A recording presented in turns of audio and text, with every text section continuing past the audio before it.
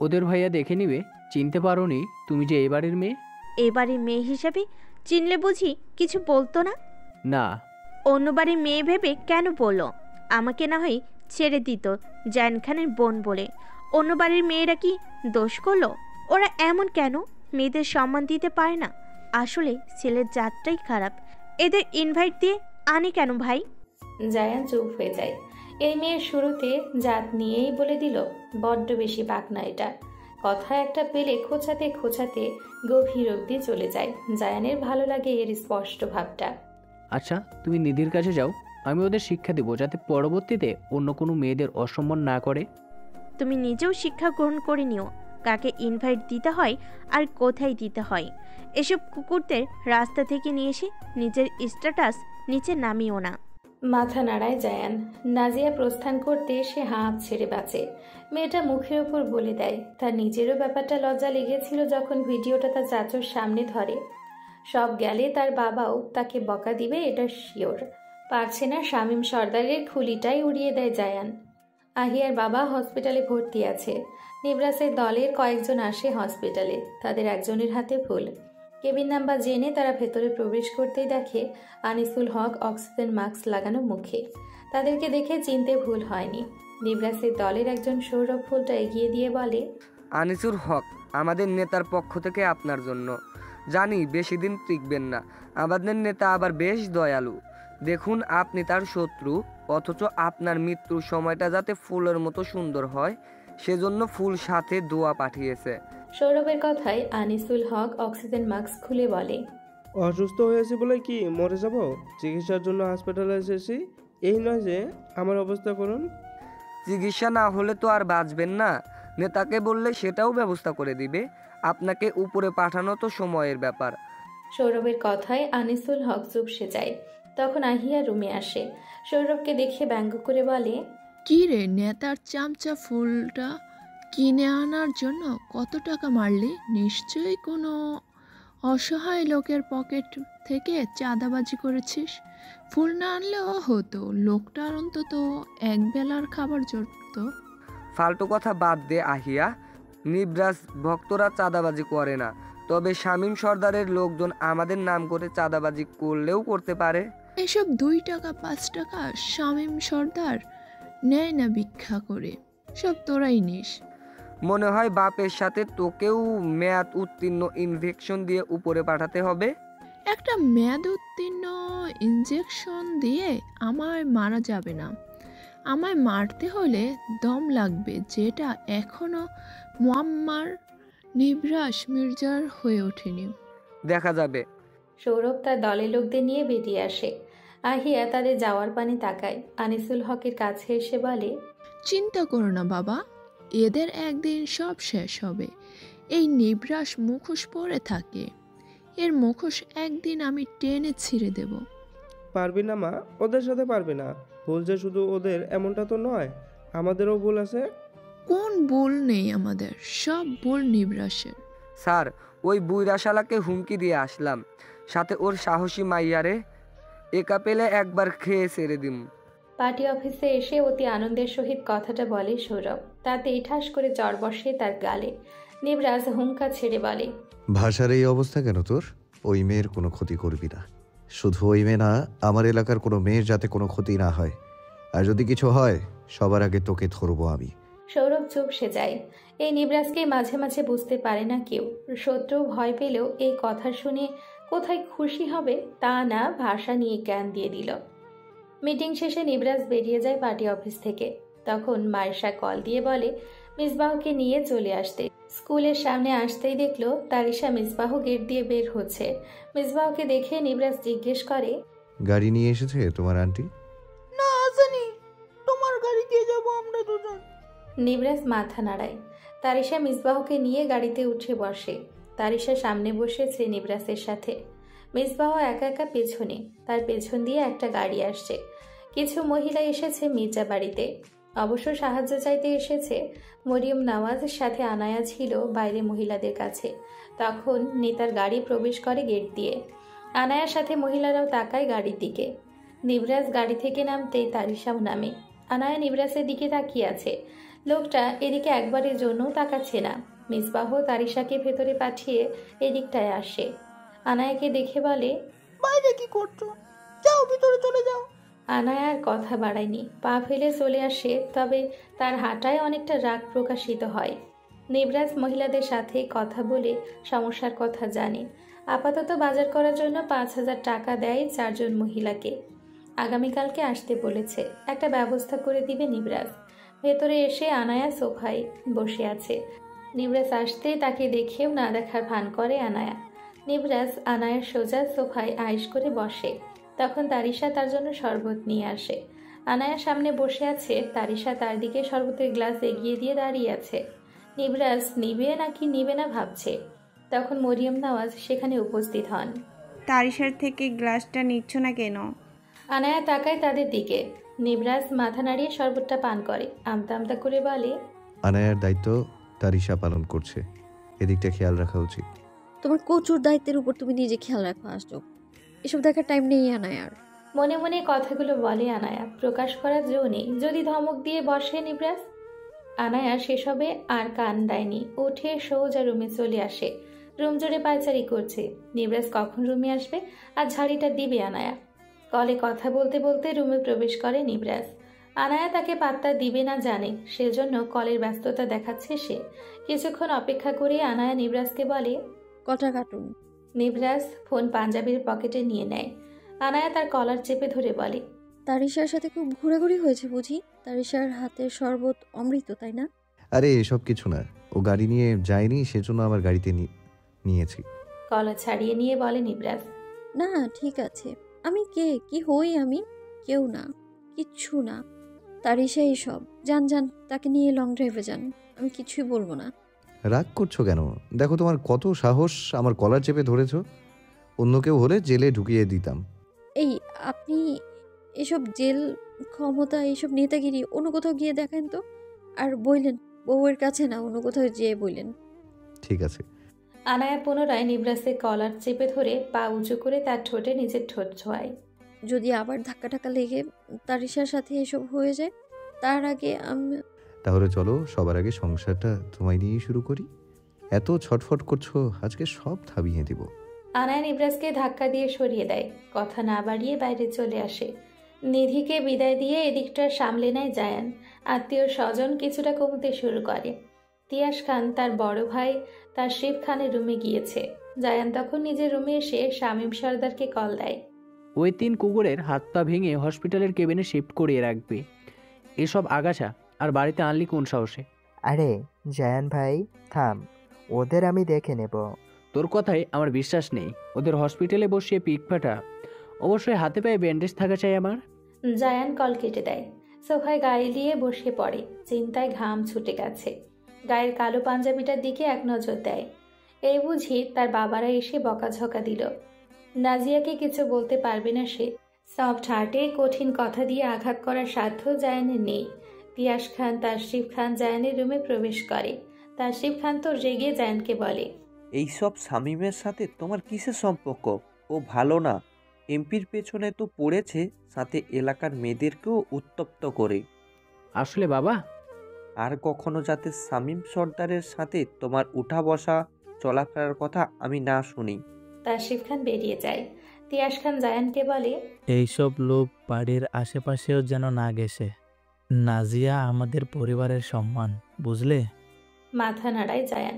তিয়াস খান প্রস্থান করতেই শামীমের 14 গোষ্ঠী বকাঝকা দিয়ে শুদ্ধ করে দেয় জায়ান। পারছে না নিজে গিয়ে গলা টিপে মেরে দিতে ছেলে তিনটাকে।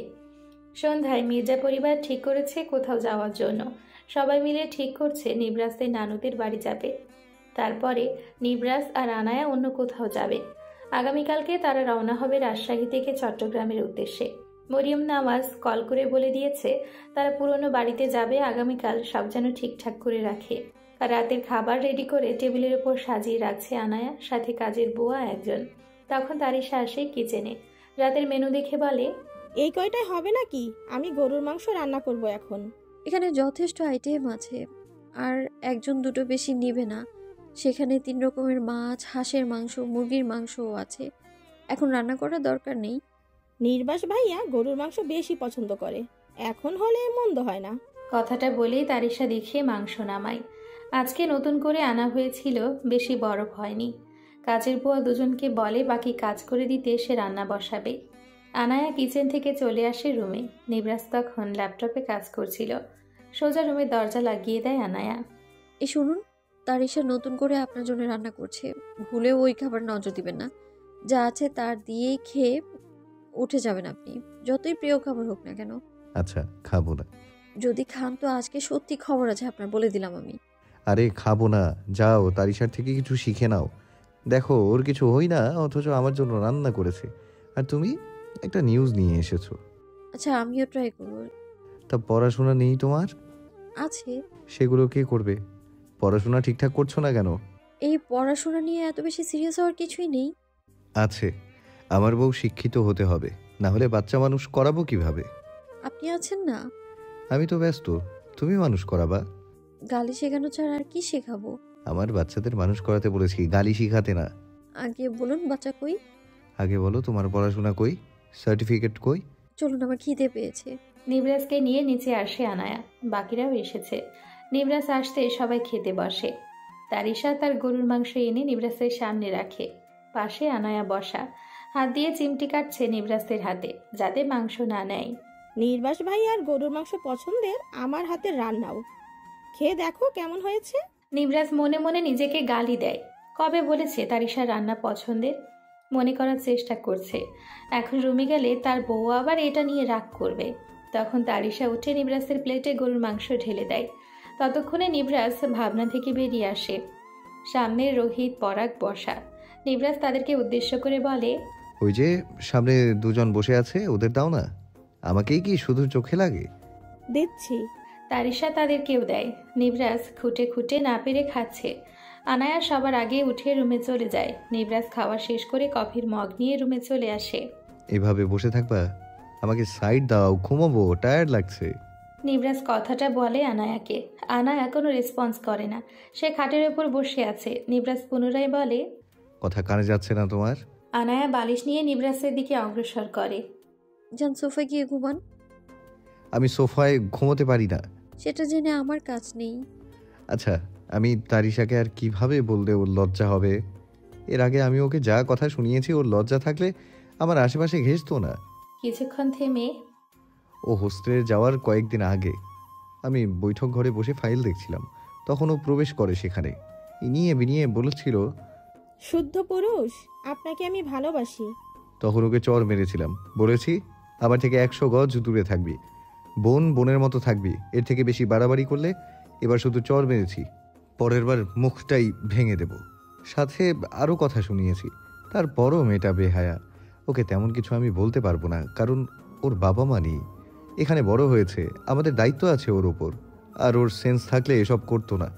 আবার নিজেরই বিরক্ত লাগে ওকে। আচ্ছা তুমি বলো, আমি তো অ্যাভয়েড করি ওকে। আজকে সারাদিন তো ওর চিপাই ছিলেন, একসাথে গাড়িতে করে এসেছেন, ওর হাতের বানানো শরবত খেয়েছেন, আবার ওর রান্নাও খেয়েছেন।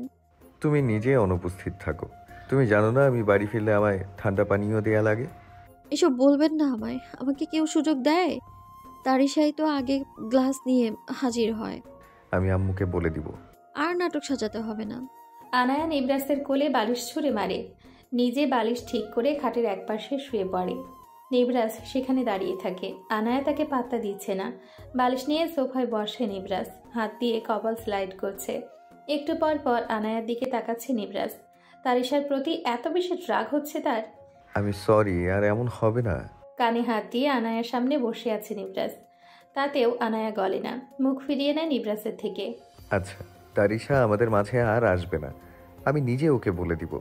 প্লিজ পারমিশন দাও, আমি সোফায় ঘুমোতে পারি না। সারা রাত বললেও পারমিশন দেবে না, আর আমায় ডিস্টার্ব করবেন না প্লিজ। নিবরাজ ডান হাত মুষ্টিবদ্ধ করে নেয়, বা হাত দিয়ে চুল স্লাইড করে মাথার পেছনে হাত রাখে। আনায়ার দিকে এক নজর তাকিয়ে সোফায় এসে বসে পড়ে। কিছুক্ষণ চেষ্টা করার পর গায়ে এলিয়ে দিতে সক্ষম হয়। তার হাইটে থেকে সোফা ছোট, সেজন্য পা আটে না। দয়া মায়াহীন বউ, জনগণের নেতাকে এই ছোট্ট সোফায় ঘুমোতে দিচ্ছ? আমার রুম, আমার বাড়ি, অথচ খাটে জায়গা হলো না। বিড়বিড় করতে করতে ঘুমিয়ে পড়ে নিবরাজ। সিতার আহমেদ কিচেনে নাস্তা বানাচ্ছেন। নাজিয়া উঠেই প্রথমে কিচেনে যায়। বাড়ির বাকিরা এখনো ঘুমাচ্ছে। মেয়েকে দেখে সিতার আহমেদ প্রশ্ন করেন, এত সকালে তুমি? এখন তো কেউ নেই। কিছু বলবা? হ্যাঁ বলবো, আনায়া আপুর কথা। তোমাকে এই নাম কে বললো শুনি? সেসব ছাড়ো, ও তো তোমার সন্তান। কিভাবে এতগুলো বছর দেখা না করিয়ে আছো? সেসব তোমায় বুঝতে হবে না। আমার ব্যক্তিগত মতামত, ব্যক্তিগত বিষয়ে তুমি খোঁজাবে না। যাও, ফ্রেশ হয়ে নাস্তা করতে আসো। ওর তো ইচ্ছে করে মাকে কাছে পেতে, মায়ের আদর যত্ন ভালোবাসা পেতে। দেখো নাজিয়া, আমাকে ইমোশনাল বানিও না। তুমি যাও তো এখান থেকে। নাজিয়া আর কথা বাড়ায় না, চলে আসে। সিঁড়ি বেয়ে ওপরে উঠতে জায়ানের মুখোমুখি হয়। নাজিয়াকে দেখে জায়ান হাসি মুখে বলে, গুড মর্নিং আয়াত পাখি। নাজিয়া মুখ ঘুরিয়ে চলে আসে, কথা বলে না জায়ানের সাথে।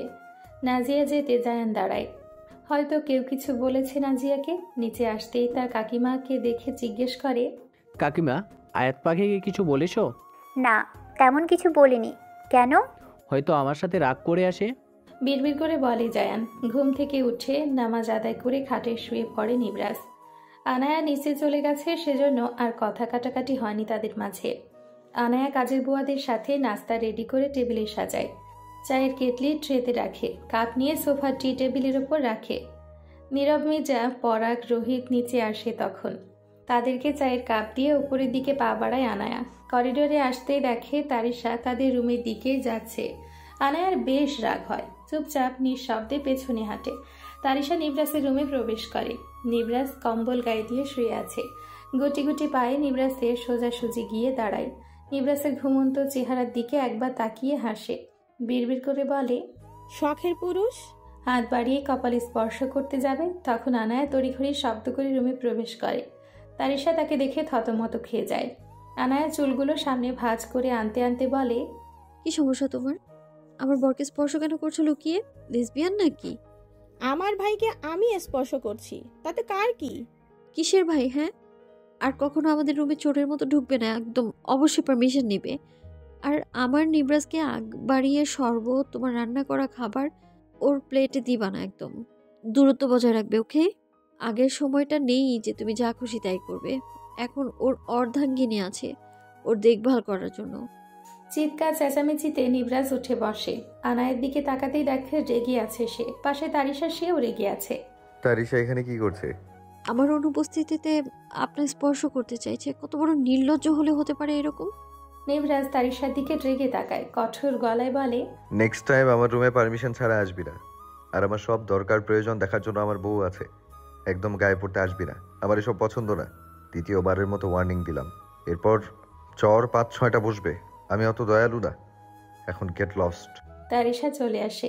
আনায়া নিবরাজের দিকে একবার তাকায়, পরক্ষণে বাইরে চলে যায়। নিবরাজ উঠে বেলকনির দিকে যায়। একে তো তারিশার জন্য গতকালকে খাটে ঘুমোতে পারেনি। আজকে যদি কিছু হতো তাহলে তো রুমেই জায়গা হতো না তার। রুমে এসে রেডি হয়ে নেয় নিবরাজ। সাদা পাঞ্জাবি গায়ে জড়িয়ে নেয়। নিচে এসে সবার সাথে বসে নাস্তা করে নেয়। সৌরভ আসতে তাদেরকে বাজারে পাঠায় নিবরাজ। আজকে 4 জন মহিলা আসবে, তাদের জন্য সেলাইয়ের মেশিন কিনে আনতে। আর্থিক অসচ্ছলতার জন্য সেলাইয়ের মেশিন দিবে নিবরাজ। 11টার দিকে তারা 4 জন মির্জা বাড়িতে আসবে। নীরব মির্জার সাথে কথা বলেনি নিবরাজ। মূলত অফিসে তাদের মাঝে এক দফা কথা কাটাকাটি হয়েছিল করের বিষয় নিয়ে। নীরব মির্জা অফিসে চলে যান। মরিয়ম নওয়াজ তাকে বলে দিয়েছে আজকের সন্ধ্যায় তারা চট্টগ্রাম যাবে। আনায় রান্নার বিষয়টা দেখে। তারিশা নিবরাজের থেকে দূরত্ব বজায় রাখছে, তবে নজর তো যাই। গার্ডেনে বসে আছে নিবরাজ, তার সাথে রোহিত আছে, পরাগ আছে। ঘণ্টাখানিক পর সৌরভ আসে, সাথে তাদের দলের কয়েকজনও আছে। সেলাইয়ের মেশিন এনে বিশাল লিভিং রুমে রাখা হয়। যথাসময়ে মহিলা 4 জন আসে। নিবরাজ তাদেরকে মেশিন বুঝিয়ে দেয়, তাদের বাড়ি অবধি পৌঁছে দেওয়ার ব্যবস্থা করে দেয়। সন্ধে তারা রওনা হবে চট্টগ্রামের উদ্দেশ্যে। রান্না বান্নার শেষ হতে আনায়া রুমে চলে আসে। নিবরাজ লোকেদের বিদায় দিয়ে রুমে আসে। আনায়া নিজের ব্যাগ গুছায়। নিবরাজ তাকে দেখে বলে, আমার ব্যাগটাও গুছিয়ে দাও। নিজের কাজ নিজে করাই বেটার। কি বউ তুমি? শ্বশুর মশাইকে জিজ্ঞেস করব জন্মের পর তোমায় মধু খাইয়েছে কিনা? করলা আমার সব থেকে প্রিয়। দেখতে মিষ্টি মেয়ের মতন, কিন্তু কথাবার্তা এত জঘন্য দিত কেন? কিছু বলে না আনায়া। চুপচাপ নিজের ব্যাগ গুছিয়ে নিবরাজের ব্যাগটাও গুছিয়ে দেয়। আনায়াকে চুপচাপ দেখে নিবরাজ নিজে আগ বাড়িয়ে বলে, আচ্ছা, আমি কি তোমায় কোনো ব্যাপারে হার্ট করেছি? মাথা নাড়ায় আনায়া। নিবরাজ তাকে কাছে ডেকে নেয়। আনায়া চুপচাপ বসে আছে নিবরাজের সামনে। আনায়াকে এমন চুপচাপ দেখে নিবরাজ বলে, এত চুপচাপ থাকো কেন পাখি? এমনিতেই। আমি শুনেছি তুমি চঞ্চল, তাহলে এখন নিশ্চুপ কেন?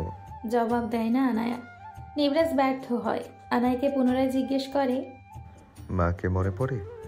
একদম না, আমার এখন চুপচাপ থাকতেই ভালো লাগে। আচ্ছা আপনি বলুন, আমাকে ম্যাচিওর হতে হবে না? ইম্যাচিওর পিছিয়ে থাকতাম নাকি? নেতা বউ না আমি? আচ্ছা, তুমি ম্যাচিওর হও আর যা খুশি হও, আমার সামনে ইম্যাচিওর থাকবা। অত বুঝদার বউ আমার দরকার নেই। আমি আমার বউয়ের পাগলামি দেখতে চাই। বিরক্ত হয়ে যাবেন। সময় বলে দেবে। হাসে আনায়া। নিবরাজ তার হাসির দিকে তাকিয়ে আছে। আচ্ছা পাখি, তোমার আদর যত্ন ঠিকঠাক হচ্ছে তো? রুকুজকে তাকায় আনায়া। নিবরাজ হাসছে। আনায়া মুখ ঘুরিয়ে নেয়। চলো চুমু খাবো তোমায়। কথাটা বলে আনায়া ঠোঁটজোড়া দখল করে নেয় নিবরাজ। এরই মাঝে দরজায় কেউ নক করে। নিবরাজ কিছুটা সরে যায়। আনায়া দরজা খুলতেই তারিশাকে দেখে। নিবরাজ বেশ বিরক্ত হয়। আনায়া তারিশাকে জিজ্ঞেস করে, কোনো দরকার আছে? তারিশা নিবরাজের দিকে একবার তাকায়, পরক্ষণে বলে, হ্যাঁ, মামুনি ডাকছে। তুমি যাও, আমরা আসছি। হসপিটাল থেকে বাড়ি ফিরবেন আনিসুল হক। সিট কেটে দেওয়া হয়েছে। আহিয়া ওষুধপত্র সব নিয়ে গাড়িতে বসেছে। বিকেলে আবার শামীম সর্দারের সাথে গুরুত্বপূর্ণ আলোচনা আছে। বাড়িতে এসে সব ঠিকঠাক করে নেয় আহিয়া। তেমন কেউই থাকে না বাড়িতে। আনিসুল হকের প্রয়োজনীয় জিনিসপত্র দিয়ে সে বেরিয়ে পড়ে। বাংলোতে আসতে আহিয়া খবর পায় মির্জা পরিবার চট্টগ্রাম যাবে। শামীম সর্দার সহ বসে প্ল্যানিং করেছে কি করা যায়। আচ্ছা, ওর ভাগনাটাকে দিয়ে শুরু করি। শামীম সর্দার বলে। তখন আহিয়া হেসে বলে, আইডিয়াটা মন্দ না। ওর বাগনেটাকে কিডন্যাপ করে ওকে জব্দ করব। একবারে ওকে রাস্তা থেকে সরিয়ে দেব। তারপর এমপি নির্বাচনে তুমি প্রার্থী হবা, আর আমিও আমার প্রতিশোধ নিতে পারবো। মানে এক ডিলে দুই পাখি মারা। তাহলে চলো আমরাও যাই চট্টগ্রামে। আমাদের দলের কিছু এলাকায় থাকুক, বাকিরা চট্টগ্রাম রওনা দেব। তোমরা যাও, আমি আমার বাবার কাছে থাকবো। অবশ্য এই বাংলোতেই তো সবাই একজোট হব। তাহলে এই কথাই রইল।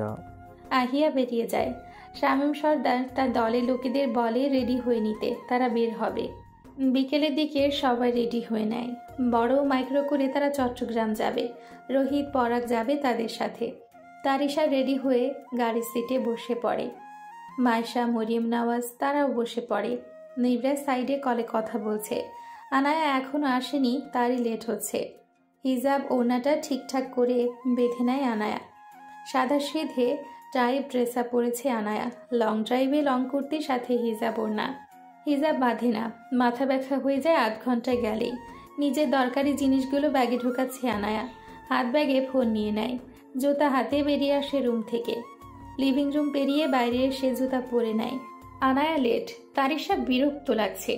বাকিরা ঠিকঠাকভাবেই আছে। আনায়াকে নিবরাজ কিছু বলছে না লেটের জন্য। আনায়া আসার পরেও নিবরাজের লেট। এবার আর তারিশা কিছু বলতে পারছে না। তবে মনে মনে জামাই বউ দুজনকেই বকা দিচ্ছে। নিবরাজ বউ পাগল হয়ে গেল। অথচ আনায়ার জায়গায় তার থাকার কথা ছিল। নিবরাজ এতটা স্ট্রং ছিল যে মুচকে যায়নি। নারীবাদী ছিল, কিন্তু তার জীবনে তারিশা ছাড়াও আহিয়ার বোন ঢুকতে চেয়েছিল। অবশ্য এই সবই তারিশা জানে। নিবরাজ আসতে গাড়ি স্টার্ট দেয় ড্রাইভার। সামনে পরাগ বসেছে। নীরব মির্জা যাবেন না। পরের সারিতে রোহিত, মায়েশা, মরিয়ম নওয়াজ বসেছে। তৃতীয় সারিতে নিবরাজ, আনায়া, মিসবাহ আছে। তারিশা একাই পেছনে। তাকে বলেছে মায়েশা রোহিতের সাথে বসতে, সে বসেনি। সবার পেছনে একাই বসেছে। নিবরাজের পাশে সিট খালি। আনায়া ভাবছে কখন আবার তারিশা বসে পড়ে ঠিক নেই। নিবরাজ ফোন নিয়ে ব্যস্ত হয়ে পড়ে। খানবাড়িতে শাহরিয়ার সায়ন্তিক, নিধি এসেছে। নিধি নানু বাড়িতে দাওয়াত পড়েছে, তারাও চট্টগ্রাম যাবে। সন্ধেয় রওনা হয় তারা সবাই। দুটো কার নিয়ে রওনা হয় তারা। রাতে তারা রেস্টুরেন্টে যায়। নাজিয়া খাবার শেষ করে কফি নিয়ে বসেছে। বাইরে গুড়ি গুড়ি বৃষ্টি হচ্ছে। এই ওয়েদারে কফি বেশ উপভোগ করছে নাজিয়া। তখন জায়ান এসে বসে তার পাশের সিটে। নাজিয়া জায়ানকে দেখে ভ্রুকুচকে তাকায়। আয়াত, পতেঙ্গা সমুদ্রে যাবা? আগে না, তুমিও যাও। আমার ভালো লাগছে না। তুমি চিন্তিত? হ্যাঁ। কি নিয়ে? আচ্ছা, ভাই তুমি এমপিকে চেনো? চিনি। গম্ভীর হয়ে জবাব দেয় জায়ান। নাজিয়া বলে, খুব ভালো মানুষ সে। মোটেও না। তুমি তাহলে জানো না, ওর বাইরের রূপটা দেখে যে কেউ মুগ্ধ হবে, কিন্তু ওর কিছু ভয়ঙ্কর অতীত জানলে যে কেউ নাক ছিটকাবে। এই শোনো, রাজনীতিতে এসে কেউই সৎ থাকতে পারে না। ঘাতকে প্রতিঘাত করতে হলে এমন খারাপ হওয়া লাগে। আচ্ছা একটা কথা দেখাই, আমি রাজনীতিতে আসলাম, আমি সৎ হয়ে চলতে চাই। সৎ হয়ে চলতে পারতাম যদি বিপরীত দল আমার পেছনে না পড়তো। তাদেরকে দমিয়ে রাখতে অসৎ কাজ 2-4টা করা লাগে। তুমি নিজে সরে আসলেই তো সে সুষ্ঠু রাজনীতি করতে পারে। সবারই ক্ষমতা পাওয়ার ইচ্ছা থাকে। ওই সাদা পাঞ্জাবি পরে এলাকায় চড়বে, ভাষণ দিবে, মানুষ নেতা বলে সম্বোধন করবে, সবারই আশা থাকে। সেজন্য ব্যবহার আর পার্সোনালিটিও লাগে স্ট্রং। গাঁজাখোরদের নেতা মানায় না। কথাটা বলে নাজিয়া উঠে যায়। জায়ান বুঝেছে নাজিয়া কথাটা কাকে খোঁচা মেরেছে। শামীম সর্দারকে নিয়ে একটু আধটু সবারই ধারণা আছে। আপাতত এলাকার বড় সন্ত্রাসীও বলা যায়। রেস্টুরেন্ট থেকে বেরিয়ে সবাই কারে বসে। নাজিয়া জায়ানের পাশে সিটে বসেছে। জায়ান ড্রাইভিং করছে। তাদের পেছনে শাহরিয়ার সায়ন্তিক শেখদার সাথে নিধি আছে। গাড়ি চালাতে চালাতে জায়ান প্রশ্ন করে, আচ্ছা, শামীম সর্দারের সাথে আমার মেলামেশা থেকে তুমি এসব বলছো? আমি কখন কি বললাম তোমায়? কিছু না। আজে বাজে মানুষের সাথে চলা ছেড়ে দাও। তুমি বলেছো? তুমি খানবাড়ির ছেলে, তোমার স্টাইল ব্যক্তিত্ব সব আলাদা রকমের হবে, যাতে এই ধরনের মানুষ তোমার আশেপাশে ঘেঁষতে না পারে। তাহলে চেঞ্জ করে নিই সব। আমার কথায়? আমার কথায় কেন? ভালো লাগে তোমার উপদেশ। কাজে লাগাও। মাথা নাড়ায় জায়ান। শাহরিয়ার সায়ন্তিককে নাজিয়া প্রশ্ন করে, আচ্ছা জিজু, এমপিকে আপনার কেমন লাগে? মানুষ হিসেবে তার ব্যক্তিত্ব যতটুকু দেখেছেন বা শুনেছেন। তুমি এমপির পিছনে পড়লা কেন পাখি? সে কিন্তু মেরিট। তোমাকে এখানে কে বলেছে বাহাত ঢুকাতে? আর সে ম্যারিড, এটা সবাই জানে। ওকে, তুমি অন্য মাইন্ডে নাও কেন? উপজেলার এমপি তাকে নিয়ে 2-1টা কমপ্লিমেন্ট শুনেছি মানুষের থেকে। তোমার মাইন্ড এত ডার্টি কেন? জায়ানকে বলে নাজিয়া। নাজিয়ার কথায় নিধি শব্দ করে হেসে দেয়। তখন শাহরিয়ার সায়ন্তিক বলে, শালাবাবু মুখটা বন্ধ রাখো, শালিকা কিন্তু আগুন, বুঝে শুনে কথা বলো ওর সাথে। না, জায়ান ভাইয়া বলদদের সাথে থাকতে থাকতে নিজেও দিন দিন আবাল হয়ে যাচ্ছে। যত তাড়াতাড়ি সম্ভব সঙ্গ পরিত্যাগ করো ভাইয়া, না হলে এমন অপমান ছাড়া কিছু জুটবে না কপালে। জায়ান আর টু শব্দই করে না। তার মনে হচ্ছে আসলেই শামীম সর্দার তার জন্য শনি। তার পরিবার পছন্দ করে না ব্যাপারটা। সবচেয়ে বড় কথা, আয়াত পাখি এসব পছন্দ করে না। তার উচিত সঙ্গ পরিত্যাগ করা। আজ কেউ কতগুলো জ্ঞান দিল ওইটুকুনি মেয়ে। বয়সের তুলনায় একটু বেশি ম্যাচিওর হয়ে গেল না? বলুন জিজু। যতটুক শুনেছি আমি ভালোই শুনেছি, আর ভালো কাজগুলো সত্যি প্রশংসনীয়, কিন্তু তার শত্রু বেশি। ভালো মানুষের শত্রু থাকে ব্যাপার না। সবচেয়ে বড় কথা, অধমাছি যারা, তারাই এমন ভালো মানুষের পেছনে পড়ে। জায়ান আর চোখে তাকায় নাজিয়ার দিকে। কথাগুলো তার গায়ে বিঁধে যাচ্ছে। না, আর উপায় নেই। শামীম সর্দারের সঙ্গ পরিত্যাগ করে নাজিয়ার মতো এমপির প্রশংসা করতে হবে এখন থেকে। এমপির শালিকা আমি। দেখি আমার পরিবারের আর কে তার শত্রুর সাথে হাত মেলায়। আমার বোনের পরিবারটা হ্যাপি থাকুক, আর শত্রুর কমুক, এটাই চাই। মনে মনে বলে নাজিয়া। জায়ানের মুখের দিকে তাকাতেই তার হাসি পাচ্ছে। যা অপমান দিল, মনে হয় সোজা হয়ে গেছে তার ভাই। রেস্টুরেন্ট থেকে ডিনার সেরে গাড়িতে বসেছে সবাই। আনায়া নিবরাসের কাঁধে মাথা রেখে ঘুমিয়ে পড়েছে। নিবরাসও তাকে আগলে নেয়। তবে তারিশা আনায়ার পাশে সিটে বসেছে। নিবরাস তারিশার মাঝখানে আনায়া। তারিশা বসার পর ভেবেছে নিবরাস মাঝখানে বসবে, কিন্তু আনায়া মাঝখানে বসে। শেষে নিবরাস উঠে গাড়িতে। তারিশা মুখটা সে কখন থেকে কালো করে রেখেছে, তাতে নিবরাসের কিছু যায় আসে না। সে তার অর্ধাঙ্গিনীকে আগলে রাখছে। ভোরের আলো ফুটতে তারা নির্দিষ্ট গন্তব্যে পৌঁছায়। নিবরাস আনায়াকে নিয়ে তাদের রুমে চলে যায়। সব গুছিয়ে রাখা হয়েছে, তারা আসবে সেজন্য। আনায়ার পা থেকে জুতা জোড়া খুলে তাকে সুন্দরভাবে শুইয়ে দেয় নিবরাস। কেন জানি আনায়ার মুখের দিকে তাকিয়ে থাকতে ভালো লাগছে তার। এক ধ্যানে তাকিয়ে আছে আনায়ার দিকে নিবরাস। কিছুক্ষণের মধ্যে ফজরের আজান পড়ে যায়। নিবরাস আনায়াকে ডাক দেয়। কয়েকবার ডাক দিতে রেসপন্স পায়নি নিবরাস। কানের কাছে মুখ নিয়ে বলে, এই যে নিবরাসের পাখি, উঠুন না, নামাজ পড়বেন না? আনায়া নড়ে চড়ে ওঠে। নিবরাজ আবারও ডাক দেয়, পাখি ওঠো, দেখো ভোরের পাখিরাও জেগে গেছে, শুধু তুমি জাগতে লেট করছো। আনায়া উঠে নিবরাজ সহ নামাজ আদায় করে নেয়। পুনরায় নিবরাজের বুকে মাথা গুজে দেয় আনায়া। নিবরাজ তার চুলে বিলি কেটে দেয়। আচ্ছা, আপনার এত শত্রু যদি কখনো এই রাজনীতির জন্য আমায় বা পরিবারের কাউকে হারাতে হয়? তোমার আমার সম্পর্কে ধারণা নেই পাখি। এই যে তুমি এখানে আছো, আমার পরিবার এখানে আছে, তোমাদের সুরক্ষার সব ব্যবস্থা করা আছে। তুমি চিনতে পারবে না আসলে কারা তারা, কিন্তু আমাদের আশেপাশে আছে তারা। ভালো। কি দরকার ছিল রাজনীতিতে আসার? শুধু শুধুই শত্রুতা। রাজনীতিটা আমার নেশা নয়, পেশা। ভার্সিটি লাইফ থেকে রাজনীতি বেছে নিয়েছি। আমি জানি এই রাজনীতির মঞ্চে সৎ থাকা যায় না, আমিও পারিনি সৎ থাকতে।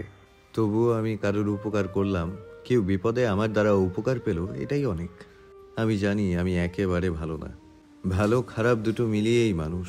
হয়তো আমি একটু বেশি খারাপ, তবে মানুষের পাশে দাঁড়ানোটা আমার দায়িত্ব আর কাজ বলে আমি মনে করি। হয়েছে, আপনি যার কাছে যেমন হন না কেন, আমার কাছে আমার লিডার। আপনি বেস্ট অ্যান্ড অলওয়েজ বেস্টই থাকবেন। আমি খারাপ হতাম না পাখি, শুধু তোমার জায়গাটায় অন্য কাউকে বসাইনি, বসতে দেইনি। তোমার জায়গায় যেই হতো সেই জিতত। আমি জিতেছি, বাট আপনি তো কখনো বললেন না আমি জিতেছি এরকম বউ পেয়ে। বউ আনরোম্যান্টিক, জিতলাম আর কোথায়? আমি মোটেও আনরোম্যান্টিক নই বা লজ্জাবতী আমি, ওকে? আচ্ছা, সমস্যা নেই আমার পাখি, তুমি লজ্জাবতী থেকো, আমি না হয় একটু ঠোঁট কাটা হব। সকালবেলা হাঁটতে বের হয়েছে সবাই। চিকন সরু রাস্তায় সবাই হাঁটছে। মিসবাহ ছোটাছুটি করছে রাস্তায়। আনায়া সবার শেষে হাঁটছে। নিবরাজ কলে গুরুত্বপূর্ণ কথা বলছে। হাঁটাহাঁটি শেষ করে তারা নাস্তা করে নেয়। এ বাড়িতে থাকা একজন কাজের বুয়া আর একজন মধ্যবয়স্ক লোক যিনি বাড়ি দেখাশোনা করেন, তারাই খাবারের ব্যবস্থা করেছেন। নিবরাজরা আগামী 2-3 দিনের মধ্যে রাজশাহীর মোহনপুর ব্যাক করবে। আনায়া মিসবাহর সাথে বাড়ির ছাদে যায়। শ্যাওলা পড়েছে অনেকটা, হয়তো কেউ আসে না সেজন্য। ছাদটা অনেক পুরনো লাগলো। বেশিক্ষণ থাকলো না, আনায়া মিসবাহ সহ চলে আসে। নিধির মামনিরা আপ্যায়নে ব্যস্ত। প্রায় বছর পর তারা চট্টগ্রামে এসছে। নাজিয়া বাড়িটা ঘুরে ঘুরে দেখছে, জায়ানের নানু বাড়ি। সকালে নাস্তা শেষ করে নিধি, শাহরিয়ার, জায়ান, নাজিয়া হাঁটতে বের হয়। অবশ্য কেউই তেমন রাস্তাঘাট চিনে না, তবুও হাঁটছে তারা। এক গ্রাম ছাড়িয়ে অন্য গ্রামে পা রেখেছে। চট্টগ্রামের মানুষের আঞ্চলিক ভাষা তেমন বুঝে না তারা। আগামীকালকে তারা সবাই রাতে ঘুরতে বের হবে। অবশ্য গ্রামগুলো সাধারণের মাঝে, তবুও ঘুরে দেখবে তারা। এক এক জেলায় এক এক রকম সব কিছু, এক এক কালচার, এক এক নিয়ম, অনেক কিছুই তাদের অজ্ঞতার মাঝে পড়ে। ঘোরাঘুরি শেষ করে বাড়ির উদ্দেশ্যে রওনা হয় তারা। জায়ানের ছোট মামাতো ভাই তাদের নিয়ে দিঘির পাড়ে যায়। শান দিয়ে বাধাই করা সিঁড়িতে নামে নাজিয়া, নিধি। জায়ান নামে না, তার ভয় করে যদি পা পিছলে পড়ে যায়। নাজিয়া নিধিকে বারণ করেছে নামতে। শ্যাওলা পড়ে আছে কিছু কিছু সিঁড়িতে। নিধি কয়েক সিঁড়ি নামতেই জুতার স্লিপ কেটে পড়তে যাবে, নাজিয়ার হাত ধরে নেয়। তাতেও তাদের রক্ষা হয়নি, দুজন মিলে পানিতে পড়ে যায়। নাজিয়ার সাঁতার জানে না। জায়ান আর এক মুহূর্ত দাঁড়ায়নি, গুটি গুটি পায়ে পানিতে নেমে পড়ে। নিধির সাঁতার কেটে সিঁড়িতে এসে বসে। জায়ান নাজিয়াকে নিয়ে আসে। শাহরিয়ার সায়ন্তিক সেখানে দাঁড়িয়ে রয়, তার ভয় করে যদি সেও পড়ে যায়। নিধি বার কয়েক কেসে ওঠে। সায়ন্তিকের দিকে নজর যেতে মেজাজ তুঙ্গে উঠে যায়, চেঁচিয়ে বলে, ওইখানে স্ট্যাচুর মতো দাঁড়িয়ে আছেন কেন? আপনার বউ পড়ে গেছে, মরে যাচ্ছে, দয়া মায়া লাগে না? আমার ভয় করছে যদি আমিও পড়ে যাই। যা, এই শালা তো দেখি মেয়েদের থেকেও বিতু। মনে মনে কয়েকটা গালি দেয় নিধি। জামাইকে শালা বানিয়ে দিয়েছে, তার জন্য কয়েকবার তবা পড়ে নেয়। এটা তার কমন গালি, বিশেষ করে ছেলেরা এটা বলে। নাজিয়াকে ধরে উপরে নিয়ে আসে জায়ান। নিধি সেও আস্তে আস্তে উঠে আসে। ততক্ষণে জায়ানের আম্মুর সাথে জায়ানের নানুও আসে। কেউ নিধিকে বকছে তো কেউ জায়ানকে। জায়ান কি করেছে সে ওদের আগলে রাখতে পারল না। জায়ান বোঝাচ্ছে নিধি পিছলা খেয়েছে, এতে কারোর দোষ নেই। আর পড়ে যাওয়ার পর সেই তো উঠিয়ে আনলো নাজিয়াকে। কে জানে সবার কথা শুনে নাজিয়া আবার তার সাথে না রাগ করে বসে। বাড়িতে এসে এক দফা বকা খেয়েছে নাজিয়া। সিতার আহমেদ তাকে বকা দিয়েছে, যদিও জায়ান সামলে নেয়, তাতেও নাজিয়ার মন ভেঙে গেছে। সামান্য কয়েকটা কটু কথায় তার কিশোরী মনে একা দোক্কা খেলছে, নিতে পারেনি কথাগুলো। যদিও এর থেকে বড় বড় বিষয়গুলো হাসি মুখে সামলে নিয়েছে, কিন্তু ছোট ছোট ব্যাপারগুলো নিয়ে হঠাৎ মন খারাপ হয়ে গেছে। তার কি দোষ? আর মা জাতিরা অপমান করতে গেলে ছাড়ে না, একেবারে মুখ না দেখানোর মতো অপমান। জামা কাপড় চেঞ্জ করে লিভিং রুমে বসে নাজিয়া, হাতে তার আম্মুর ফোন। ফেবুতে একটু ঢু মারতেই তার ছোট ভাই আসে ফোনের জন্য। ফোনে ভিডিও দেখবে সে, নাজিয়া দিতে নারাজ। তার মতে ছোট বাচ্চাদের অত ফোন দেখতে নেই, কিন্তু তার ভাই কান্না করছে। তার উপর সিতারা আহমেদ এসে নাজিয়াকে বকা দিয়েছে, আবার বেড়াতে এসে আবার কিসের ফোন। উঠে চলে আসে নাজিয়া। জায়ান জাফিনের গাল টেনে দেয়। উঠে নাজিয়ার রুমের দিকে যায়। সে দরজা বন্ধ করে রেখেছে। জায়ান বার কয়েক ডাক দেয়। নাজিয়া দরজা খুলে দেয়, তবে তার মন খারাপ, সহজে জায়ান ধরে নেয়। নিজের ফোন এগিয়ে দিয়ে বলে, আইডি লগ ইন করে নিও, আমি কিছু বলবো না, ফোন ইউজ করতে পারো। ধন্যবাদ লাগবে না। আরে কাকিমা তো এমনই, তোমাকে বেশি শাসন করে, তবে আমার কাছে তুমি খোলা ডায়েরির মতো, আর ডায়েরিটা আমার আগলে রাখতে চাই। তুমি যতটা বলছো ততটা নই আমি, নির্দিষ্ট সীমার মাঝে। আর আমার মনে পড়ছে না তুমি যতটা এলোমেলোভাবে আমি সাজাচ্ছ, আমি ততটা এলোমেলো। আর শোনো, আমি নিয়ে তোমায় এত ভাবতে হবে না, আমি নিজেকে নিয়ে যথেষ্ট চিন্তা করি। আয়াত পাখি বেশি পেকে গিয়েছো। তোমার মতো বোকা কজন আছে? আচ্ছা, তুমি কি এই জন্মেও একটু চালাক হবে না? আমি যথেষ্ট চালাক, শুধু তোমার চোখে বোকা লাগতেই পারে। হ্যাঁ, দেখা যাচ্ছে চালাকের নমুনা। আমি এত দর দেখাতে হবে না, পালে নিজের কাকিমার দোষ ভুলগুলো চোখের সামনে তুলে ধরো। মানুষ মানেই ভুল ত্রুটিতে করা, নিজেকে এতটা সঠিক মনে করা ঠিক না, বরং নিজেদের ভুলগুলো খুঁজে নিজেকে শুধরে নেওয়া। সময় হলে সব বুঝতে পারবে, এই নিয়ে মন খারাপ করো না। আমার আবার মন খারাপ? তা ছিল হাসি টানে ঠোঁটে। তখন জায়ান পকেট থেকে দুটো চকলেট বের করে নাজিয়ার দিকে এগিয়ে দেয়। তুমি চকলেট লাভার, আই হোপ মন খারাপের চকলেট পেলে মন কিছুটা ভালো হবে তোমার। নাজিয়া চকলেট দুটো হাতে নিয়ে ধন্যবাদ দেয় জায়ানকে। জায়ান হেসে প্রস্থান করে। জায়ানের কেয়ারগুলো নাজিয়ার ভালো লাগে, আবার ভাবায়ও। শুধু কি ভাই বোন হিসেবে, নাকি জায়ান তাকে অন্য কিছু ভাবে? তার মনে হয় না বোন হিসেবে এত কেয়ার করে, না হলে নিধিও সমান কেয়ার পেত, কিন্তু জায়ান তাকে একটু আলাদা রকমের কেয়ার করে। দুপুরে লাঞ্চ করে রুমে এসে শুয়ে পড়ে আনায়া। হঠাৎ মন খারাপ তার, সব বিরক্ত লাগছে, হয়তো মুড সুইং। ভাবতে আরও বেশি বিরক্ত হয় আনায়া। তার মুড সুইং মানে জ্বালিয়ে মারবে সাথে জনকে। এটা ভালো লাগবে না, ওরা ভালো লাগবে। একে বিরক্ত লাগবে, তাকে বিরক্ত লাগবে, ভালো কথাও যেন বিষের মতো লাগে। নিবরা আশ্রমে আসে, আনায়াকে দেখে বলে, এই বাড়িতে ভালো লাগছে তোমার? মোটেও না, আমার মন চাচ্ছে রাজশাহী চলে যাই। আমার শহর আমার কাছে বেস্ট। সে তো বটে। সন্ধেয় তারা সবাই বের হয় ঘুরতে। মিসবাহ, তারিশা, রোহিত, পরাগ, নিবরাস, আনায়া গাড়ি নিয়েই বের হয়। আনায়ার মন ভালো নেই, তবুও সবার সাথে বের হয়েছে। নিবরাসদের গাড়ির পেছনে শামীম সর্দারের গাড়ি আসছে। তাদের গাড়ি থেকে অনেকটা দূরে শামীম তার গাড়ি থামায়। একটা পার্কের কাছে এসেছে নিবরাসরা। সন্ধেও মানুষের আনাগোনা আছে। নিবরাজ, পরাগ কথা বলতে বলতে পার্কে ঢুকছে। তারিশা রোহিতের সাথে তাদের পেছনে। আনায়া মিসবাহর সাথে আস্তে ধীরে ঢুকছে। মিসবাহর কথায় আনায়া দোকান থেকে আইসক্রিম কিনতে গেছে। তার সাথে মিসবাহ ছিল, তবে সে পেছনে দাঁড়ানো। আনায়া আইসক্রিম দুটো হাতে নিয়ে টাকা দেয় দোকানদারকে। পেছনে ঘুরে দেখে মিসবাহ নেই। দোকানদারকে তড়িঘড়ি জিজ্ঞেস করে, মামা ওকে যেতে দেখেছেন? বিনিময়ে দোকানদার হাসে। তার হাসিটা আনায়ার পছন্দ হয়নি। তখন দোকানদার বলে, মিসবাহকে জায়গা মতো পাঠিয়ে দিয়েছি। মিসেস মির্জা, পারলে খুঁজে বের করো। এই ছোকরাকে দিয়ে তোমার প্রাণপ্রিয় স্বামীকে জব্দ করব আমরা। আমি কিন্তু দোকানদার নই।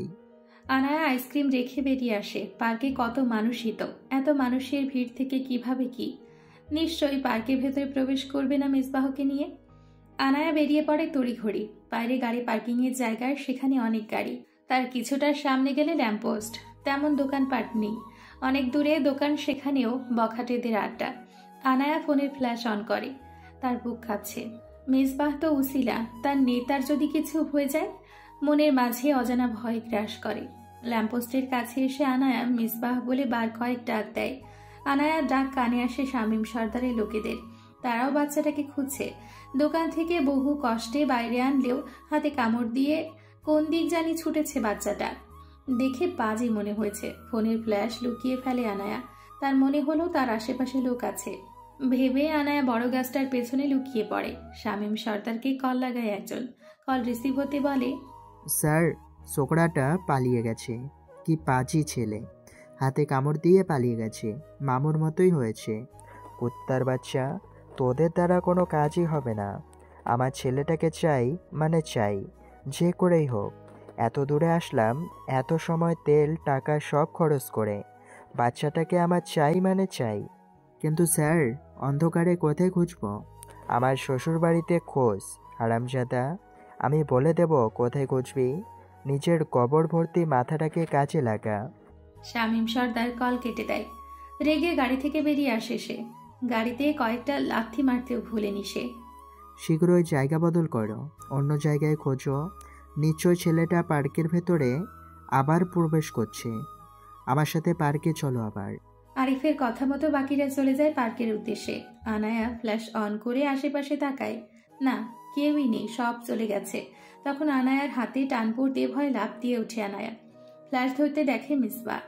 আনায়া তাকে জড়িয়ে ধরে জিজ্ঞেস করে, কোথায় লুকিয়েছিলে সোনা? ওই যে গাড়িটার পিছনে। আঙ্গুল দিয়ে দেখিয়ে দেয় মিসবা। আনায়া খেয়াল করে অন্ধকার বললে ভুল হবে। ল্যাম্পপোস্টের কিছুটা আলো বাড়ি খাচ্ছে, তবে গাড়ির পেছনটা নিশ্চয়ই গাছপালা দ্বারা আবৃত জঙ্গল টাইপ হবে। চলো সোনা, আমরা মামুকে কল দিয়ে জানাই। তাড়াতাড়ি কল দিয়ে বলো। আনায়া নিবরাজকে কল দেয় তড়িঘড়ি। কল রিসিভ হতে নিবরাজের ব্যস্ত কণ্ঠ শুনতে পায় আনায়া। কোথায় তুমি? মিসবা কোথায়? তুমি ঠিক আছো? ল্যাম্পপোস্টের এখানে। আমরা তাড়াতাড়ি আসুন, বাকি কথা পরে বলবো। আনায়া কল কেটে দেয়। তখন একটা ছেলে লাইট জ্বালায় তাদের চোখে মুখে। আনায়া চোখ বন্ধ করে নেয়। ফোন হাতে ছেলেটা বলে, স্যার, নেতার বউ ভাগ্নে দুটাকে একসাথে পেয়েছি। তাড়াতাড়ি দুটোকে আমার কাছে নিয়ে আয়। শামীম সর্দার লাইন কেটে দেয়। আনায়া মিসবাহুর হাত ধরে ছুটে বেরিয়ে পড়ে। লোকটা ফোন পকেটে ঢুকাতে ঢুকাতে লেট হয়ে যায়। পালিয়ে গেল মির্জার বউ আর ভাগ্নে।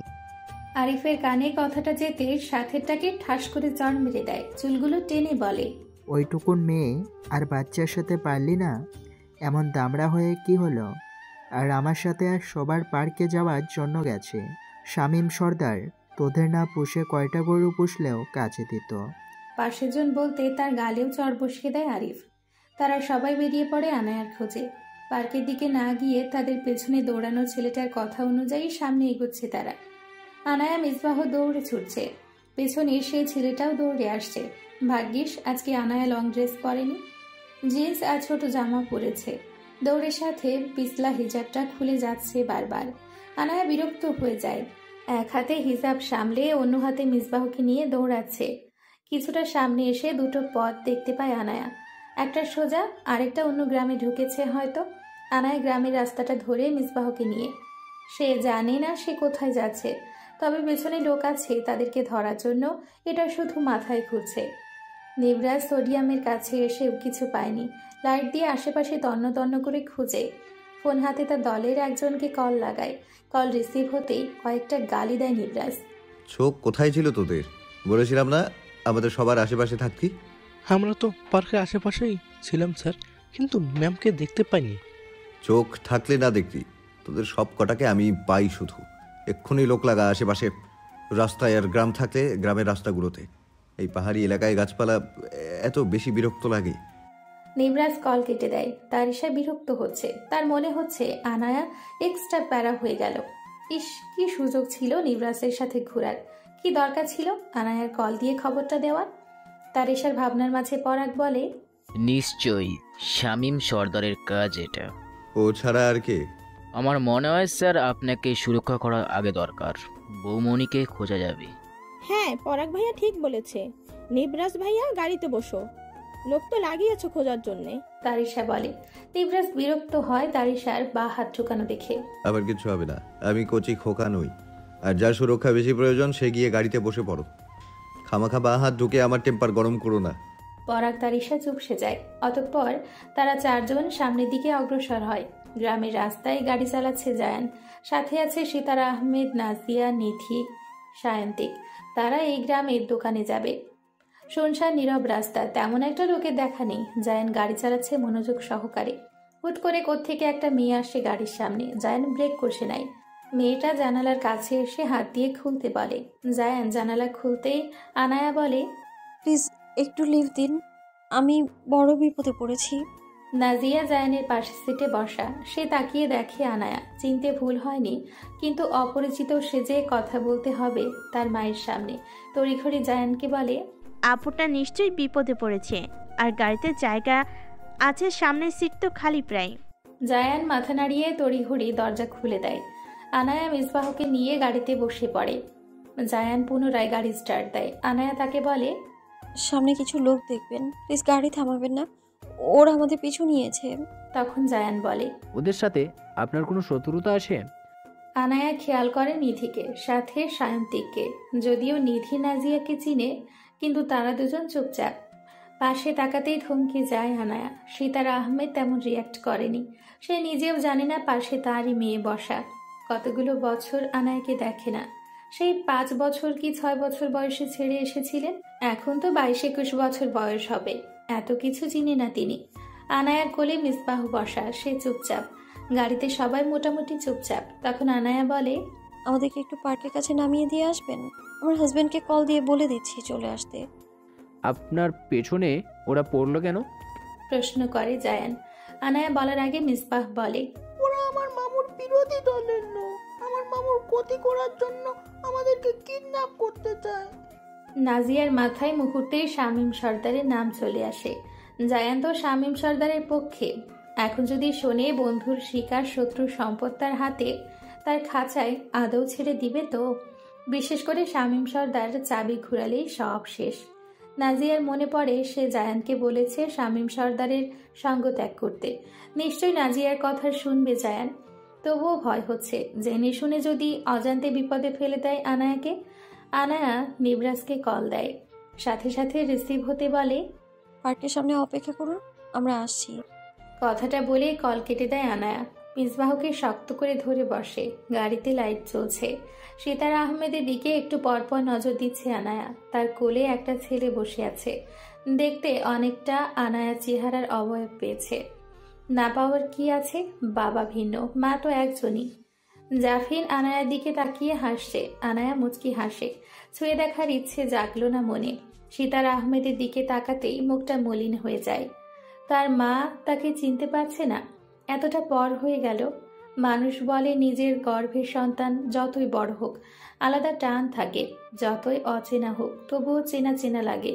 আর সে কি জানে না আনায়ার বিয়ে নেতার সাথে হয়েছে, যার অহরহ শত্রু। নাজিয়া তার মায়ের দিকে তাকায়। সে ফোনে ব্যস্ত। পাশে তার বড় মেয়ে, অথচ তার ভাবনা নেই। সত্যিই কি চিনতে পারছে না আনায়াকে? নাজিয়া তখন বলে, আপু, তোমার নাম কি? মিসেস মির্জা। আরে সেটা না, তোমার আসল নাম বলো। অনু। তখন মিসবাহ বলে, আনায়া ইবানাত না? অনু হলো কখন বৌমনি? শোনা, ওটা আনায়ার সংক্ষিপ্ত অনু। সিতারা আহমেদ চোখ তুলে তাকান। আনায়ের দিকে তাকাতেই দেখতে পান সে সামনের দিকে তাকিয়ে আছে। আনায়া তার বড় মেয়ে, নাম ছিল, কিন্তু কতগুলো বছর তাকে দেখেননি তিনি। এমনকি মেয়ের চেহারাটাও মনে নেই। কেউ কিছু বলেনি, আর জায়ানও প্রশ্ন করেনি। আনায়াকে নিয়ে পার্কের কাছে আসে। গাড়ি থেকে সবাই নামতে নিবরাজদের দেখতে পায়। মিসবাহ আনায়াকে দেখে নিবরাজ সবার আগে ছুটে আসে। পাবলিক প্লেসে আনায়াকে জড়িয়ে ধরে নিবরাজ।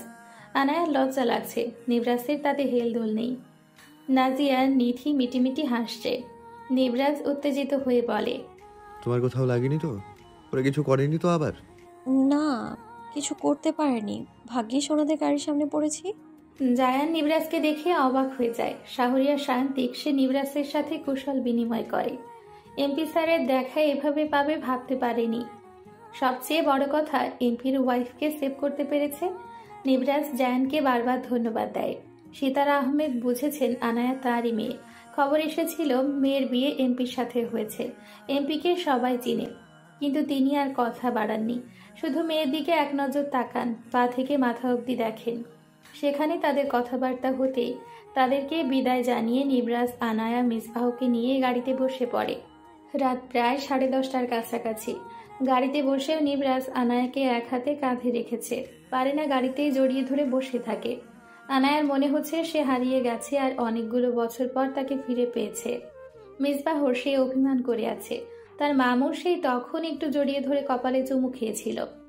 এখন আর কিছু বলল না। তারিশা বিরক্তি নিয়ে পেছনে বসে আছে। আজকে ঘোরাঘুরির টাইম আটি। এদের পর বইয়ের নাটক শেষ হবে না এ জীবনেও। এত আহ্লাদ করা লাগে, ঢঙের শেষ নেই। তারিশা মনে মনে ভেঙচি কাটে। আনায়ার গুষ্টির তুষ্টি মনে মনে উদ্ধার করে নিচ্ছে সে। আনায়া মনমরা হয়ে বসে আছে। তার মা তাকে দেখেও না দেখার ভান করলো। চেনে না এমন কোনো কথা না। নিবরাজকে দেখার পর নিশ্চয়ই বুঝেছে। কই, তাকে তো জড়িয়ে ধরল না একবারও। অবশ্য নিজের স্বামী, সংসার, সন্তানদের নিয়ে বেশ সুখেই আছেন। কঠোর মনটাও ভেঙে যাচ্ছে বারবার। এক্ষুনি কান্না করতে পারলে শান্তি লাগতো আনায়ার। কান্না পাচ্ছে কিন্তু কান্না করতে পারছে না।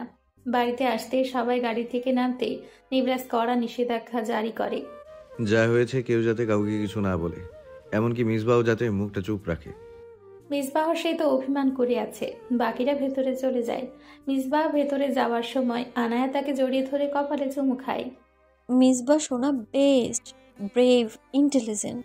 মামু, একবার ও আমায় কোলেও নিল না। আমি কতগুলো দৌড় দিলাম, কিছু খাওয়ালোও না। নিবরাজ কোলে তুলে নেয় মিসবাহকে, মুখশ্রীতে চুমুতে ভরিয়ে দেয়। শোনা, আগামীকালকে এক ঝুড়ি চকোলেট এনে দেবো। আজকে মামুর প্রেশার লো হয়ে গেছে, এখন মামিকে জড়িয়ে ধরে প্রেশার ঠিক করতে হবে। যাও তুমি বিটু, সামান্য বিষয়ে কারো পেছান নয়। আরে আমার সোনা এত সাহসী, মাশাআল্লাহ। নির্বাচনে তোমাকে দাঁড় করাবো। মিসবাহ মাথা নাড়ায়, হেসে ভেতরে প্রবেশ করে। নিবরাজ বাইরে দাঁড়িয়ে থাকে।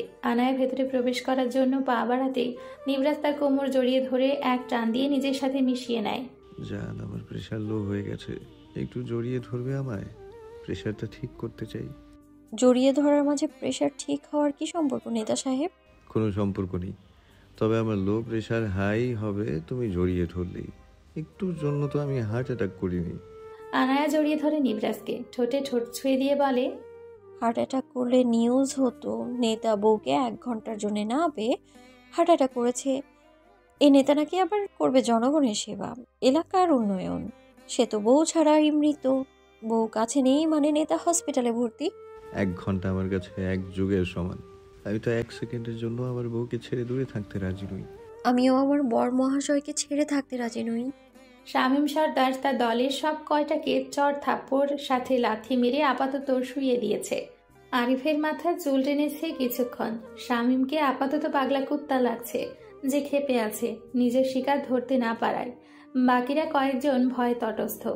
শামীম সর্দার হুঙ্কার ছেড়ে বলেন, কার গাড়িতে করে ওরা ফিরেছে? গাড়ির নাম্বার ডিটেলস কিছু জানিস? তোদের মতো গরুগুলোকে পুষি, যারা ছোট্ট একটা বাচ্চা আর মেয়ের সাথে পারে না। তোরা তো পুরুষদের বদনাম করে দিলি ওই সামান্য একটা মেয়ের কাছে হেরে। গাড়ির কালার সাদা ছিল, আর ওটা বড় মাইক্রো না, আবার ছোট কারও না, মাঝারি। সুন্দরভাবে কথাটাও গুছিয়ে বলতে পারে না, ছোটও না বড় না, মাঝারি। শালা বাঞ্চোত, আজকে থেকে গরুর সাথে গিয়ে ঘাস খাবি, মাল পাবি না কেউ। আরিফ চুপসে যায়। শামীম সর্দার নিজের মাথার চুল নিজের টেনে ছিঁড়ে ফেলার উপক্রম করছে। কেউ কিছুই বলছে না। আপাতত এই পাগল কুকুরকে সামলানো যাবে না। আরিফের চোখের ইশারায় একজন মদের বোতল আর গ্লাস এগিয়ে আনতেই শামীম সর্দার বোতল নিয়েই ঢকঢক করে গিলতে থাকে। বাকিরা দাঁড়িয়ে দেখছে শামীমের মদ খাওয়ার কাণ্ড। আহিয়া তখন কল দেয় শামীমকে। শামীম কল রিসিভ করে বিশ্রী কয়টা গালি দেয়। আহিয়াও ছাড়েনি, সেও পাল্টা গালি দিয়ে বলে, কি রে পাগলা কুত্তা, শিকার খাঁচায় আসেনি বলে এমন গেউ গেউ করছিস? তোকে কাছে পেলে খেয়ে দিতাম, নেতার বউয়ের খ্যাপটা তোর উপরই মেটাইতাম। আহিয়া, ভাগ্যিস তুই কাছে নেই বলে বেঁচে গেলি। হা হা হা, আহিয়া তো বোকা, তোর মতো জানোয়ারকে বিশ্বাস নেই। আমার কাজ হয়ে গেলে তোর 50 দেশে লাথি মেরে তোকে বুড়িগঙ্গায় ফেলে চলে আসবো। আমি না তোর সহযোগী, গেমের লিডার আমি, আর তুই সেখানে তুই ফুর্তি করবি নেতার বউকে নিয়ে, আর আমি ফুর্তি করব নেতাকে নিয়ে নাকি তার বাপকে নিয়ে? দুটো মালই কিন্তু হ্যান্ডসাম আছে, তবে বুড়োটা অন্যের খাওয়া, আর নেতাকে দেখে মনে হয় না। তোকে দেখে করেছে নাকি সংসার? সেরকম কিছু না। ওদের অকথ্য কথাবার্তা বাকিরা চুপচাপ শুনছে। আরিফের মন চাইছে আহিয়াকে কষে কয়েকটা থাপ্পড় মারতে, কেন জানি খুব ক্ষোভ আহিয়ার উপর জমা হয়েছে। পরের দিন সকালে নিবরাজ পরাগকে দিয়ে চকলেট আনিয়েছে মিসবাহর জন্য। মিসবাহ সে চকলেট নিয়ে বসে বসে খাচ্ছে, সবাইকে বিলাচ্ছে। তারিশার আশেপাশেও সে ঘেসছে না। তখন তারিশা দুষ্টুমি করে বলে, কি ভাগ্নে, আমাকে চোখে লাগছে না? তুমি পচা, সেজন্য পচা মানুষকে আমি চকলেট দিই না। মুখের ওপর বলে মিটবাহ চলে আসছো, বাকিরা কেউ মিটি মিটি হাসছে, নির্বাচের তাতে কোনো হেলদোলি নেই। আয়নাকে দেখে বলে, তারিশাকেও কিছু চকলেট দাও তো, পরে আবার কান্না করলে ওর চোখের পানি অভিশাপ হয়ে দাঁড়াবে আমার জন্য।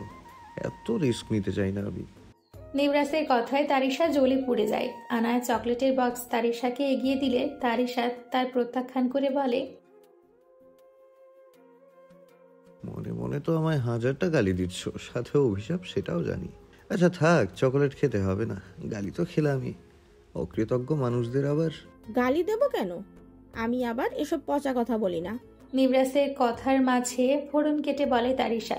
আনায়া তাদের দুজনকে বলে, এত কথা বাড়াও কেন তোমরা? খাবো না মানে খাবো না, ব্যাস। তারিশা চলে আসে। আসার সময় 1000টা বকা দেয় নিবরাজকে। এদের ঢং দেখতে দেখতে আর কত জনম যাবে কে জানে। আনায়াকে বলেছে আমি চকলেট খাবো না, একটু ঢং করেছি, তাই বলে তোমরা জামাই বউরা সিরিয়াস ভাবে নিবা? দেখ, তারিশা আফসোস করছে। আনায়া নিবরাজকে বলে দিয়েছে যাতে আজকে সন্ধ্যায় রওনা হয় রাজশাহীর উদ্দেশ্যে। মোহনপুর না যাওয়া অবধি তার শান্তি হচ্ছে না। এখানে কেমন হাঁসফাঁস লাগছে, বিশেষ করে গতকাল রাতের কথা মনে পড়লে মনে আলাদা ভয় কাজ করে। নিবরাজও সবাইকে বলে দেয় রেডি হয়ে নিতে। যা ঘোরাঘুরি হয়েছে এটাই বেটার, বেশি দরকার নেই আশেপাশে শত্রু ঘুরছে। মরিয়ম নওয়াজ তো প্রথমে বলেই দিলেন, এমপি না হলে ভালোই হতো, অন্তত শান্তিতে থাকতে পারতাম। এই শত্রু, এই নজর ওই নজর, মাঝে মাঝে মাঝে মন চায় কারাগারে ঢুকে যায়, সেটাই ভালো। আরে মা, এমন করছো কেন? এমন শত্রু থাকবে, এটাই স্বাভাবিক। তাই বলে বাবার বাড়িতে এসো 2 দিন থাকতে পারো না? আরে মামুনি, সবই আনায়ার চাল। ওর মন চাচ্ছে না, সেজন্য আমাদেরকে নিয়েও টানাটানি করে। ওর ভালো না লাগলেও চলে যাক না, গাড়ি তো বাইরে দাঁড়ানোই আছে। লিসেন তারিশা, আমি একবারও বলেছি না, আনায়া একবারও এসে বলেছে ওর ভালো লাগছে না সেজন্য রাজশাহী ব্যাক করছি আমরা। আমার দরকারি কাজ পড়েছে সেজন্য চলে যাব। তোমার এত বেশি থাকতে মন চাইলে একাই থাকো না, যত সব টেম্পার গরম করার মতো কথাবার্তা। নিবরাজের গরম গলার স্বরে সবাই চুপসে যায়। মরিয়ম নওয়াজ উঠে চলে যান। আনায়া সে রুমে এখানে নেই। তারিশা বিষ খেয়ে বিষ হজম করছে। নিবরাজ মুখের ওপর অপমান দিল। তখন মিসবাহ আসে নিবরাজের কাছে, এসে বলে, আমার চকলেট গুলো পাচ্ছি না মামু। নিশ্চয়ই তারিশা খেয়ে নিয়েছে, তাই না তারিশা? নিবরাজ বলে। তারিশা থতমত খেয়ে যায়, আমতা আমতা করে বলে, আজব, আমি কেন ওর চকলেট না বলে খেতে যাব? খাবার হলে তখনই খেতাম। আমি দেখেছি তো তুমি যখন চকোলেট নিয়ে ছাদে যাচ্ছিলে। বাজে কথা বলবে না ভাইয়া, আমার তো বয়েই গেছে। অপমান পাওয়ার পর আবার চকলেটের দিকে তাকাবো। নিবরাজ একটা ভিডিও ধরে তারিশার মুখের উপরে, যেটাতে দেখা যাচ্ছে সে চকলেট হাতে ছাদের দিকে যাচ্ছে। নিবরাজ হেসে ভিডিও অফ করে বলে, বললে না হয় আরেক ঝুড়ি এনে দিতাম তোমায়, তাই বলে এভাবে? কে জানি, দেখা যাবে কবে আমার বউকে ভালোবেসে ফুল এনে দিলাম আর সেই ফুলও তুমি না বলে নিয়ে গেলে। তারিশা কিছু বলছে না। নিবরাজ মিসবাহকে বলে, রাজশাহী গেলে তোমায় আবারও চকোলেট কিনে দেবো সোনা। তোমার আন্টি রাক্ষসী, সেজন্য সব চকোলেট খেয়ে নিয়েছে। মিসবাহ মাথা নাড়ায়। যাওয়ার সময় তারিশার দিকে রাগের দৃষ্টি নিক্ষেপ করে যায়। সন্ধে তারা রেডি হয়ে গাড়িতে বসে পড়ে। আজকে তারিশা লেট হচ্ছে। নিবরাজ বিরক্তি নিয়ে বলে, ওর থাকার মনে হয় বেশি ইচ্ছে, ওকে থাকতে বলো। ড্রাইভার গাড়ি স্টার্ট দাও তো। এই তো আমি। দৌড়ে এসে বলে তারিশা। তড়িঘড়ি গাড়িতে উঠে বসতেই নিবরাজও বসতে বসতে বলে, সেদিন তো আমার বউয়ের দেরি হওয়ায় মনে মনে কত বকা দিয়েছো, এখন তো তোমার নিজেরই লেট। এই নিবরাজ মনের কথা পড়ে নিচ্ছে কিভাবে? ও কি করে জানে ওদের আমি মনে মনে গুষ্টি তুষ্টি উদ্ধার করে দেই? মনে মনে বলে তারিশা। নিবরাজ জানে না এসব, সে তো আন্দাজে ঢিল ছুঁড়েছে। তারিশার ভাবভঙ্গি দেখে বলে, আর কখনো আমাকে বা আমার বউকে মনে মনে বকলে জেলে ঢুকিয়ে দেব। তখন রোহিত মজা করে বলে, এভাবে থেট দিচ্ছেন কেন? বেচারিকে মানুষ মাত্রই ভুল স্যার। তোমাকে ওর হয়ে গীতা পাঠ করতে হবে না। রোহিত চুপসে যায়। মরিয়ম নওয়াজ মন খারাপ নিয়ে বসে আছেন। সে 2 দিন থাকতে পারল না। ছেলেকে কে বলেছে এমপি হতে? ওর জন্যই ঠিকঠাকভাবে বাইরে বের হতে পারেন না।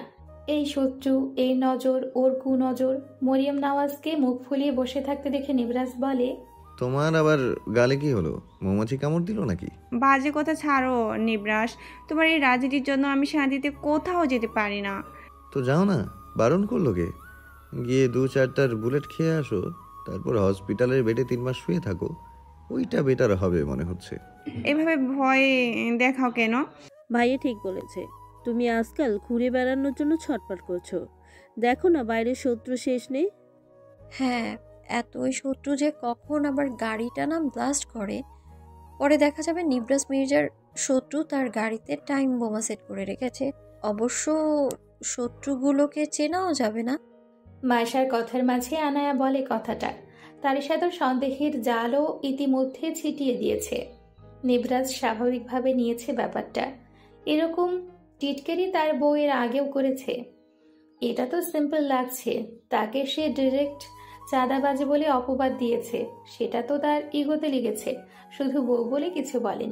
তখন তারিশা বলে ওঠে, বহিরা শত্রুর আগমনের আগে ঘরের শত্রু না কাজটা করে রেখেছে, আর যে করেছে সে নিশ্চয়ই এটা সম্পর্কে জানে। তুমিও না তারিশা আপু, থিঙ্কিং ভালো, তবে ওভার থিঙ্কিং না। যুক্তি দেখালাম। তোমার ঘোড়ার ডিমের যুক্তি আনায়া গুনেও না। যত সব নিজে যে কেমন সেটা ভাবে আসে না। আমার কথার মাঝে যুক্তি দেখাতে আসছে চুলের পোলাপেন। মনে মনে বলে আনায়া। তখন আবার নিবরাজ বলে, যুক্তি দেখাতে যাও কেন তারিশা? চুপচাপ শুনতে পারো না? তাহলে তো এত সব কথা কাটাকাটি হয় না, কথাও পারে না। আসলে মেয়ে জাতি এমনই, একটা কথা পেলে সেটা তিল থেকে তাল থেকে তালাফি করা। এবার সবাই নিশ্চুপ। আনায়া, তারিশা আর নিবরাজের দিকে তাকিয়ে বাঁকা হাসে।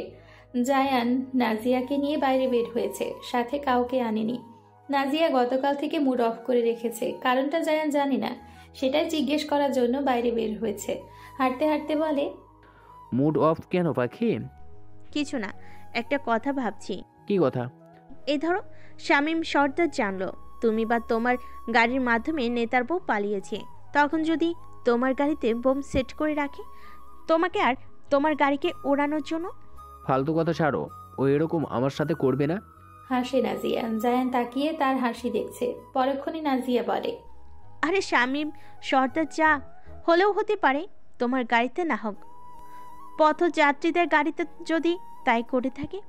তোমার নিশ্চয়ই মুডের উপর বাজ পড়ছে, সেই জন্য উল্টাপাল্টা বকছো। যাও, তোমার মুডটাকে ডিটারজেন্ট দিয়ে ভালো করে ধুয়ে মুছে আসো, তারপর শুদ্ধ সুন্দর ভাবনা ভাবো। এসব আজাইরা চিন্তা তোমাদের মেয়ে মানুষদের দ্বারাই সম্ভব।